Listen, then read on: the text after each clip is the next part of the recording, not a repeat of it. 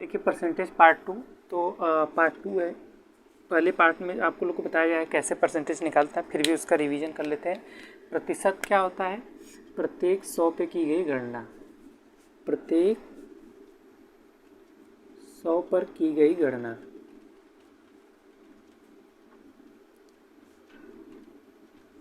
और इसका सिंबल क्या होता है? सिंबल मतलब इसका चिन्ह, चिन्ह क्या होता है? वो इस प्रकार दिखता है। तो प्रतिशत के पार्ट 2 में देखेंगे कि प्रत्येक 100 पर की, पहले प्रतिशत का मतलब फिर से समझ लीजिए, प्रत्येक 100 पर की गई गणना और सिंबल इसका प्रयोग करते हैं और हर चीज़ हम 100 पे गणना करते हैं भाई। इसी को तो प्रतिशत, प्रत्येक 100 पे की गई गणना। तो उसमें हम लोग देखे थे क्या कि किसी भी परसेंटेज को, जैसे मान लीजिए सबसे आसान में उठाता हूँ 50%। 50%, अब इसको फ्रैक्शन में चेंज करने के लिए हम क्या करते थे? इसमें 1/100 से गुणा करते थे। क्या हो गया? 1/2। अच्छा, फ्रैक्शन में क्यों चेंज कर रहे हैं? क्योंकि इसको और आसान बनाने के लिए। आप प्रतिशत में फ्रैक्शन क्यों ला रहे हैं? इसको और आसान बनाने के लिए। जहाँ परसेंटेज था हम उसमें 1/100। प्रतिशत का मतलब ही होता है, प्रतिशत का क्या मतलब होता है? 1/100। ये बात आपको बताई गई है। चलिए मैं फिर से रिवीजन कर रहा हूँ इस सब चीज़ों का कि प्रतिशत का मतलब क्या होता है? 1/100। और 50% का मतलब होता है कि 50 × 1/100 1/2। तो उसमें मैंने आप लोग को बताया था कि किसी भी प्रतिशत को फ्रैक्शन में चेंज करने के लिए 1/100 से गुणा करते हैं, लेकिन किसी भी फ्रैक्शन को परसेंटेज में बदलने के लिए किससे गुणा करेंगे? 100 से। 1/2 × 100 कर दीजिए, ये क्या आ गया? 50%। तो ये चीज़ अपने दिमाग में रखेंगे कि इसको भाई प्रतिशत का मतलब सीधा सीधा 1/100 है। तो आप इसको यदि फ्रैक्शन में चेंज करना चाहते हैं तो 1/100 से गुणा करेंगे। यदि आप इसको पूरा परसेंटेज में प्राप्त करना चाहते हैं तो 100 से गुणा करेंगे। अच्छा, फ्रैक्शन में क्यों चेंज किया जा रहा है? मैं आपको बार बार बता रहा हूँ, इस चीज़ को और आसान बनाने के लिए हम इसको फ्रैक्शन में चेंज करते हैं। यदि हम चीज़ों को फ्रैक्शन में ला देंगे तो हमारे लिए जो मतलब काउंटिंग होगी, जो भी कैलकुलेशन होगा वो कम हो जाएगा, वो कम पे होगा। ठीक है, तो इतना चीज़ों को आप समझ गए। तो चलिए हम आगे बढ़ते हैं आज के टॉपिक पे।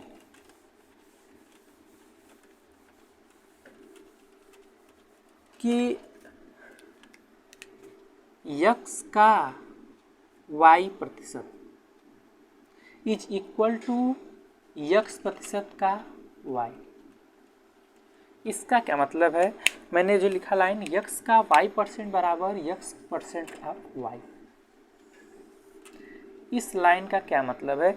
इस लाइन का मतलब ये है कि प्रतिशत हमेशा गुणे 1/100 के रूप में रहता है। आप प्रतिशत यहाँ लगाइए चाहे यहाँ लगाइए, दोनों चीज़ जो दोनों की वैल्यू सेम आएगी। लेकिन आप कहेंगे कैसे? तो ऐसे देखिए, 340 का 25%, ये बराबर होगा 25% का 340।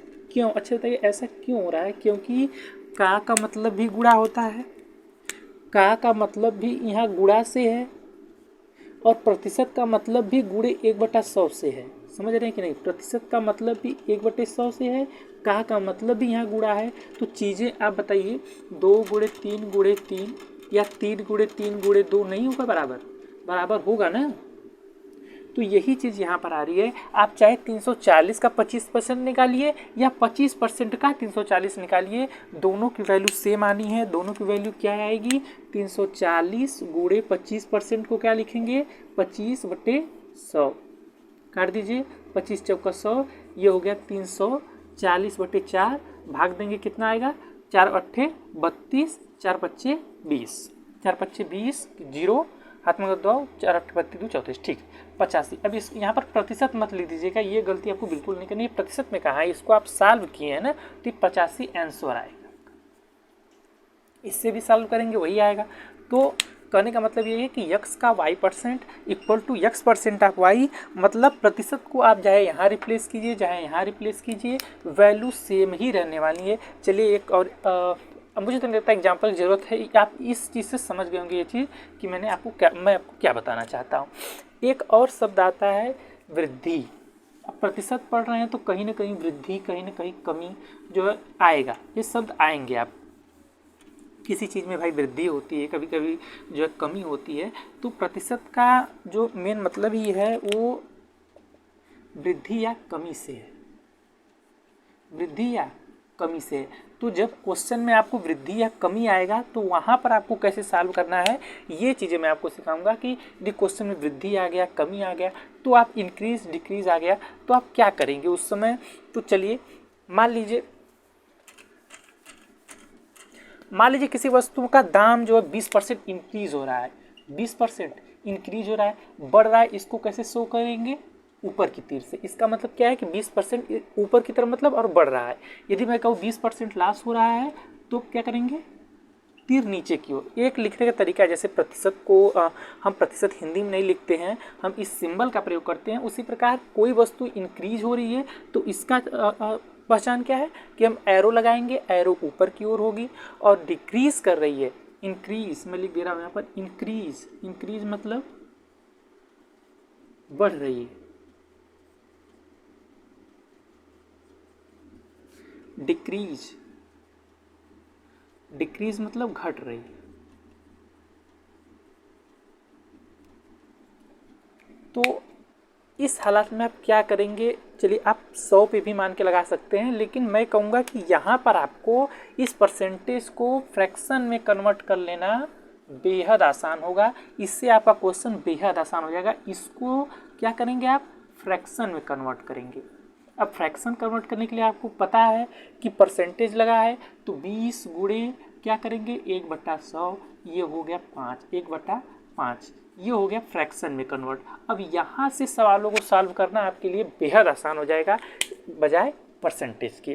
तो कोई चीज़ घट रही है उसका एरो क्या होगा, ऊपर की ओर होगा, और कोई चीज़ घट रही है उसका एरो क्या होगा, नीचे की ओर होगा। ये प्रतिशत का चिन्ह है, ये एक अंक है, वो तो आप जानते हैं। और इंक्रीज डिक्रीज, बढ़ रहा है घट रहा है, ये आपको मैंने बता दिया। तो कभी कभी क्वेश्चन में चीज़ें होती है कि बढ़ रही घट रही दोनों साथ साथ होता है, या दोनों ही चीज़ें बढ़ रही होती हैं, या दोनों ही चीज़ें घट रही होती हैं, दो से अधिक चीज़ें भी हो सकती हैं। तो कहीं भी क्वेश्चन में यदि इस प्रकार का शब्द आए कि घट रहा, घट रहा है, बढ़ रहा है, तो आप क्या करेंगे, आप इस तरह इसको फ्रैक्शन में कन्वर्ट करेंगे। चलिए एक आख एग्जाम्पल और ले लेते हैं।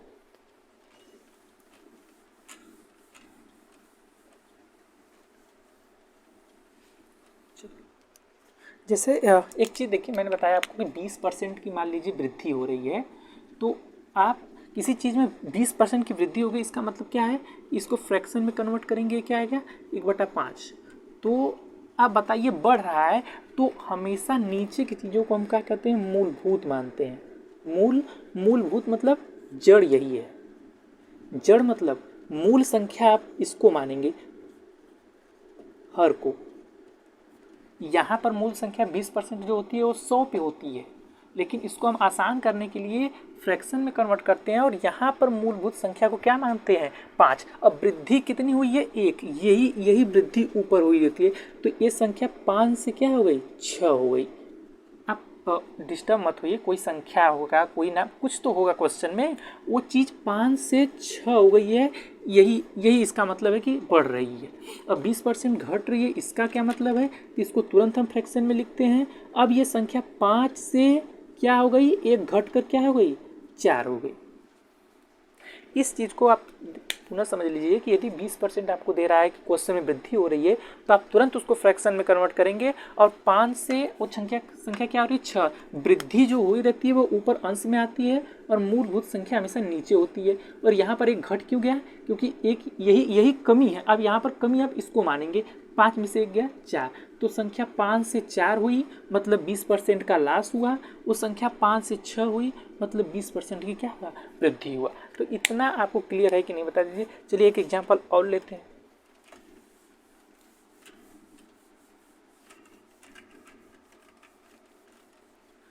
अगला एग्जांपल, जैसे क्वेश्चन में कभी कभी देता है 37.5% की वृद्धि।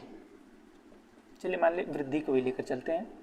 आप इसको शो कैसे करेंगे, 37.5%, एरो ऊपर की ओर। तो आप यहीं पर घबरा जाते हैं कि 37.5% आ गया, अब इसको हम फ्रैक्शन में कैसे कन्वर्ट करेंगे। भाई इसको सबसे पहले आपको फ्रैक्शन में कन्वर्ट करने के लिए पता होना चाहिए कि इसको कन्वर्ट कैसे करेंगे। तो आप जानते हैं यहाँ पर कहीं मिल जाएगा, हर जगह कुछ ना कुछ पॉइंट आपको मिलेगा। 0.5 का मतलब क्या होता है, 1/2। क्या मैं इसको 37 सही 1/2 लिख सकता हूँ? बोलिए। 0.5% को क्या मैं 1/2% लिख सकता हूँ? तो यहाँ से आपको सॉल्व करना आसान हो गया। क्या करेंगे, 2 सत्ते 14 के 4, 2 3 6 1 7, 74 1 75, ये जोड़ेंगे ना तो क्या हो जाएगा 75 नीचे क्या है 2, परसेंटेज का मतलब 1/100, सॉरी काट दीजिए, ये क्या होगा 25 3 75, 25 चौको 100, 3/8। तो घबराना नहीं है, कभी कभी वो ऐसा परसेंटेज ही देगा 11 सही 1/2%, बोल देगा 12 सही 1/9%। तो आपको इससे बड़े ये जब क्या होते हैं थोड़ा सा उत्पाती होते हैं। उत्पाती का मतलब क्या होता है, इसमें खुरापात करना होता है आपको। जैसे सिंपल परसेंटेज क्या होते हैं, आपको 20% दे देगा, 30% दे देगा, 40% दे देगा, तो आप सिंपली चेंज कर लेंगे ना। अब लेकिन यहाँ पर आप क्या होते हैं, घबरा जाते हैं कि भैया ये तो ऐसा परसेंटेज आ गया, अब इसको कैसे सॉल्व करें, इसको कैसे सॉल्व करें। या 37.5% दे दिया, लेकिन देखिए कितना आसानी से आप इसको 3/8 लिखेंगे। वृद्धि हुआ है, मूल संख्या क्या है 8, वृद्धि कितनी हुई 3, वो संख्या 8 से 11 हो गई। यदि मैं दूसरे वे में कमी लेता हूँ, आप क्या करेंगे, मूलभूत संख्या 8, कमी कितनी हुई है 3, वो संख्या 5 हो गई। तो इस चीज़ को आप समझ पा रहे हैं कि नहीं इन एग्जाम्पलों के माध्यम से कि 37.5% की वृद्धि का मतलब होता है कि 3 उस संख्या को पहले फ्रैक्शन में कन्वर्ट कीजिए, और फ्रैक्शन में कन्वर्ट करने के बाद मूलभूत संख्या सदैव हर में होगी। संख्या पहले 8 थी, अब क्या हो गई 11, वो संख्या पहले 8 थी, अब क्या हो गई 5, कब, जब इसमें कमी हुआ है।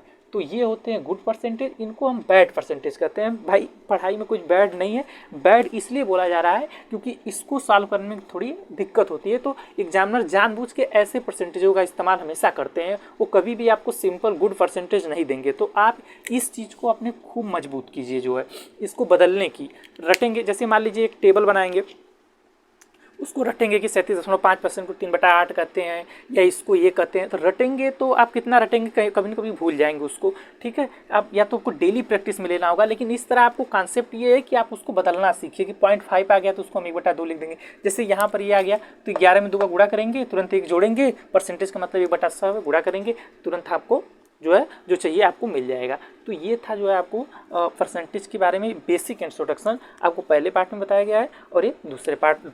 दूसरा पार्ट में आपको वृद्धि बताया गया है। और आप लोग ये भी जानते रहिए कि वस्तुओं में 10% की वृद्धि होती है या 5% की कमी होती है, ये दोनों साथ साथ भी होते हैं, ये दोनों साथ साथ भी होते हैं, या तो वृद्धि या तो कमी हो सकती है। तो ये आपको चेंज करना मैंने आपको सिखाया। ठीक है, धन्यवाद।